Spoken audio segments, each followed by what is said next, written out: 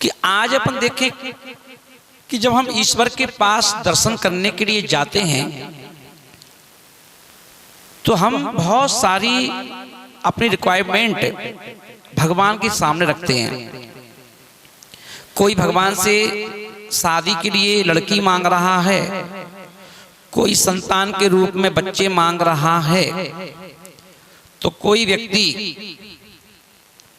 पैसा मांग रहा है, कोई दुकान मांग रहा है, कोई फैक्ट्री मांग रहा है, कोई पढ़ाई के लिए अच्छी नौकरी मांग रहा है।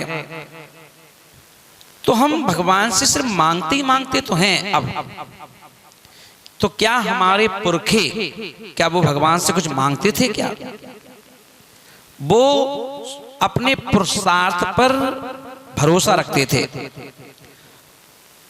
और मांगना तो किसी भी धर्म में बतलाया ही नहीं।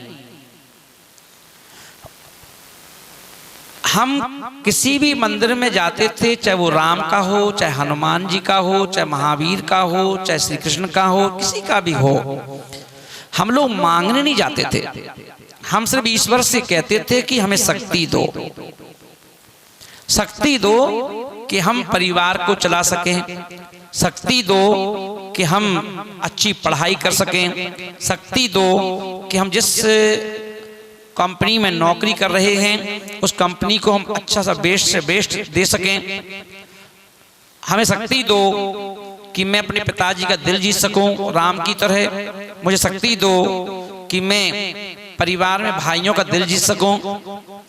तो ये सब लोग शक्ति मांगते थे पहले, भगवान से कुछ मांगते नहीं थे, शक्ति मांगते थे कि हमारी बुद्धि अच्छी रखना, हमें बुद्धि अच्छी रखना, विवेक से रखना, बाकी तो काम आप तो सिर्फ आशीर्वाद दो, क्योंकि आप तो भगवान हो, क्योंकि ना आपका परिवार है, ना कोई आपकी बीवी है, ना कोई आपके बच्चे हैं, ना आपको कोई जरूरत ही नहीं।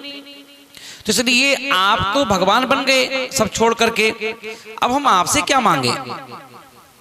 तो आप तो हमारे आदर्श हैं और हम दर्शन करने आपके इसलिए जाते हैं कि हमें भी तुम जैसा तो बनना है, क्योंकि हम भी जानते इस बात को कि संसार में ना 99 का फेर है, 3 13 में लगे रहो, किसी को नीचा दिखाने में, किसी को इम्प्रेस करने में, किसी को इग्नोर करने में, कसाय और पापों में हमारी पूरी जिंदगी निकलती है।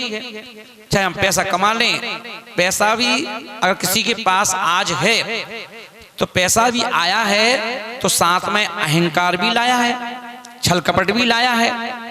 तो इसलिए हम देखते हैं कि संसार में कोई भी चीज अगर आती भी है तो 4-6 अवगुण लेकर आती है।